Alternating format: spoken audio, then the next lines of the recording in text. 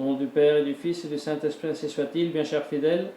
Le premier dimanche après la Pentecôte, normalement, n'est jamais célébré selon les rubriques de Saint Pie X, parce que c'est toujours la fête de la Sainte Trinité. Au même temps, l'évangile du premier dimanche après la Pentecôte est lu à la place du dernier évangile, du prologue de Saint Jean, et l'évangile du premier dimanche après la Pentecôte, c'est le grand évangile dans lequel nous est enseigné le résumé de toute la doctrine de sainteté, qui pourrait donc correspondre « Soyez parfaits comme Dieu est parfait », parce qu'il nous est dit « Soyez miséricordieux comme le Père, comme votre Père est miséricordieux. Ne jugez pas pour ne pas être jugés, ne condamnez pas pour ne pas être condamnés, pardonnez pour être pardonnez, donnez pour recevoir. » Ceci, et puis à la fin, l'exemple de l'hypocrite qui essaye de enlever la paille de l'œil de son frère, tandis que lui-même, il a une trave dans son œil, une poutre, comme on dit. Grande leçon, grand enseignement, on peut dire vraiment le résumé, le maximum de la vie chrétienne dans son action intérieure et extérieure, intérieure de humble adorateur et extérieure de prédicateur hardi, aussi sévère, d'une sainte même agression si on veut, mais gare à nous si nous sommes des hypocrites, gare à nous si, arrachant le masque à Bergoglio qui nous veut enseigner que les trois personnes de la Sainte Trinité litigent, ou alors, et ça c'est encore on peut dire une très malheureuse façon de parler, plus que d'un blasphème, mais lorsqu'il parle de Jésus-Christ qui se fait diable, ou alors lorsqu'il dit récemment Dieu a besoin de l'homme, tout ça ce sont des choses dont nous savons que ce sont non seulement des erreurs, mais s'offensent gravement Dieu. Mais gare à nous, si en accusant et dénonçant ces hérésies, ces blasphèmes, nous serions l'hypocrite de l'évangile du premier dimanche après la Pentecôte qui ôte la paille de l'œil du prochain et a la poutre dans le propre. Et comment doit-on entendre ceci? On doit l'entendre dans le sens que qui n'est pas un vrai adorateur du Dieu trois fois saint est un hypocrite si il fait son défenseur en tribunal. Et c'est la grande leçon qui nous donne Isaïe prophète, que nous lisons cette nuit, lorsqu'il a, de son vivant, 8e, 9e siècle avant Jésus-Christ, la vision de Dieu, de son trône, de Dieu qui embrasse tout le monde, mais qui aussi recouvre le temple. Il voit les séraphins qui sont au-dessous de Dieu avec les 6 ailes, 2 pour se couvrir les yeux, 2 les pieds et 2 pour voler. Et il entend ce que disent, ce que chantent les séraphins, Sanctus, Sanctus, Sanctus, Dominus Deus exercitum, Saint, Saint, Saint, Dieu des armées, pleine est la terre de ta gloire. Et à ce moment-là, le temple tremble. Et avec le temple tremble le prophète qui reconnaît une grande vérité et que l'Église nous rappelle le jour de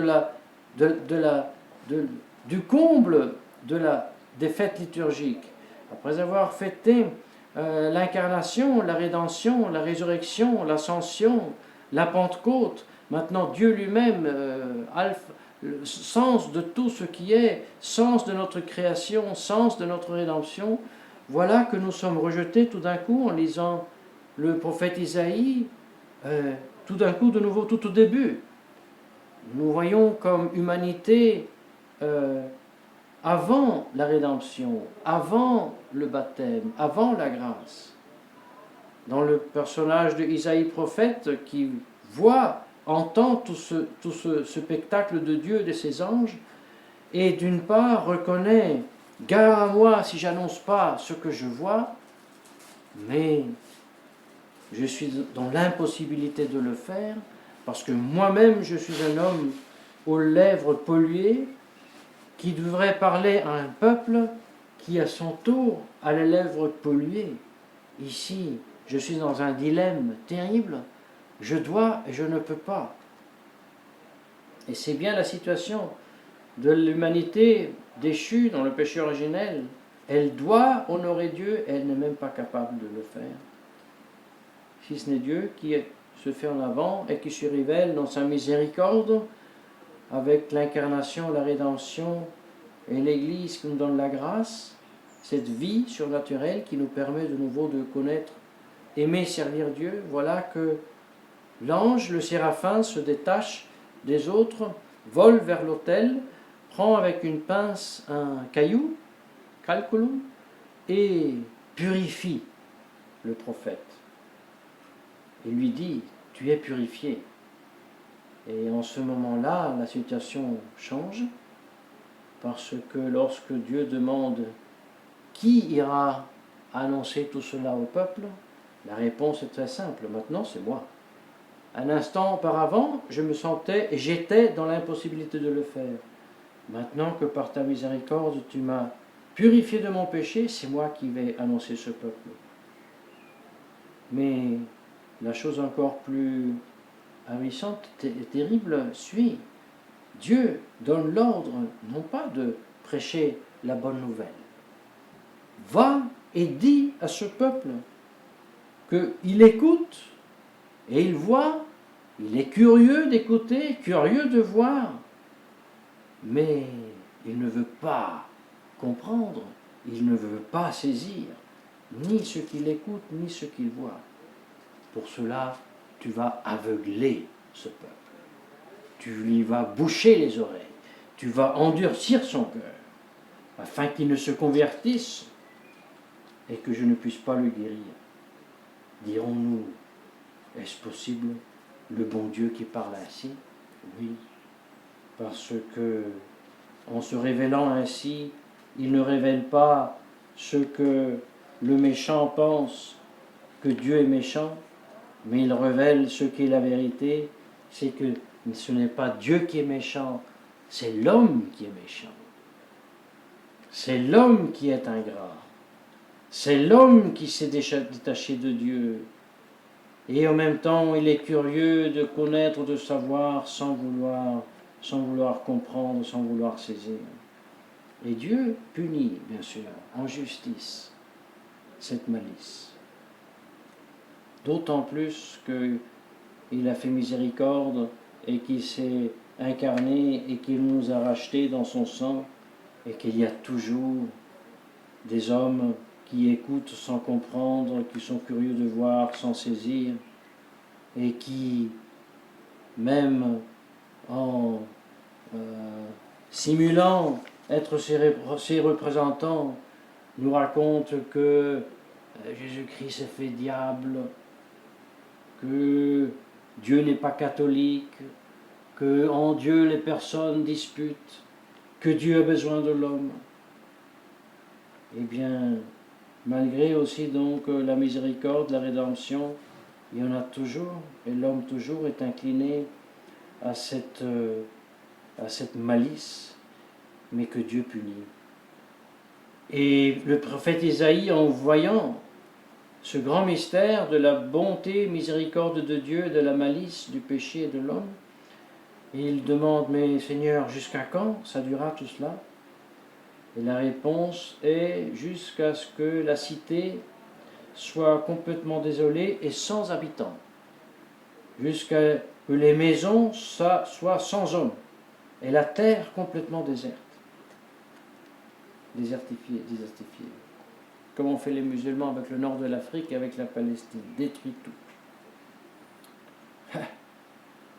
Chers fidèles, et ceci, le jour de la Sainte Trinité, les jours après la Pentecôte, après l'Ascension, le jour où nous voyons la nature, mais l'Église aussi en fête avec les enfants qui s'approchent à la Sainte Communion, on dirait, il ne faudrait pas faire ces discours, ce sont des discours de jeudi saint, de vendredi saint, de semaine sainte.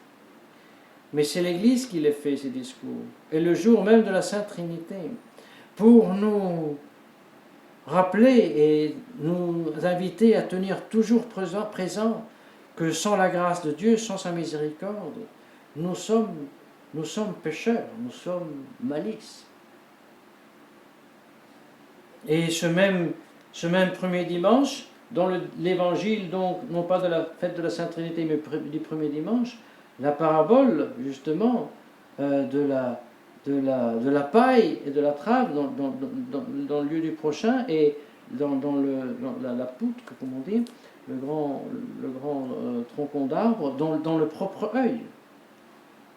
Et ce qui représente très bien l'aveuglement de celui qui écoute tout, sait tout, juge de tout, et même, attention, à la limite sans se tromper,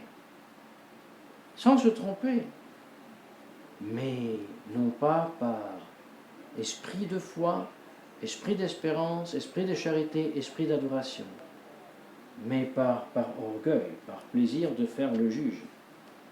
Et celui-ci que tombe sous la menace de l'Évangile, ne jugez pas pour ne pas être jugé, ne condamnez pas pour ne pas être condamné. Parce que l'Évangile ne dit pas, ne faites pas un jugement faux pour être ensuite condamné d'avoir jugé faux. Ne condamnez pas à tort pour ne pas, après être condamné, d'avoir condamné à tort. Non. Ne jugez pas, ne condamnez pas. À la limite même, jugement vrai. Condamnation vraie. Alors pourquoi ne pas le faire si, d'autre part, on nous demande d'arracher le masque à l'hérésiarque, à l'apostat?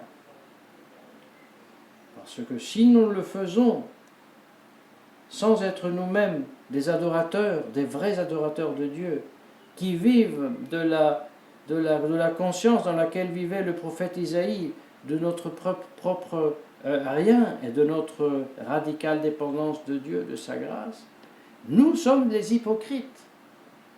Ils sont des hypocrites exactement comme ils sont condamnés aujourd'hui, dans le premier dimanche après la Pentecôte.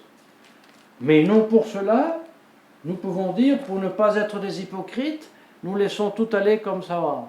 Pour ne pas être condamné, je ne condamne plus le Concile Vatican II.